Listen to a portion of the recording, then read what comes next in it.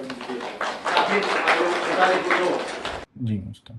નમસ્કાર. આજે આપણા જિલ્લામાં માનનીય મંત્રી શ્રી શિક્ષણ રીવાબા જાડેજા મેડમ આવ્યા હતા અને એના માર્ગદર્શન હેઠળ એમના મારફતે આપણે ડોર 2.0 એટલે છોટાઉદેપુર મેરેથોનના અનવીલિંગ કરવામાં આવ્યું છે, જે 13th ડિસેમ્બર થવાની છે. અને એમાં આ વર્ષે આપણે 5K 10K હાફ મેરેથોનના સાથે સાથે ફૂલ મેરેથોન કેટેગરી પણ રાખવામાં આવી છે.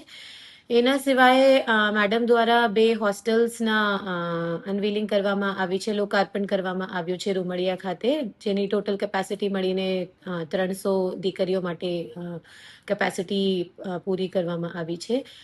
એના સિવાય આપણા જિલ્લામાં ડીએમએફ અને એનજીપી બંને ગ્રાન્ટને મળીને 48 સ્ટેમ લેબના આયોજન કરવામાં આવ્યું હતું અને એના લોકાર્પણ પણ મેડમ દ્વારા પાનવડ સ્ટેમ લેબ થી બીજી 47 જે સ્ટેમ લેબ છે એના ઈ લોકાર્પણ, તો ટોટલ થઈને 48 સ્ટેમ લેબના લોકાર્પણ કરવામાં આવ્યું છે.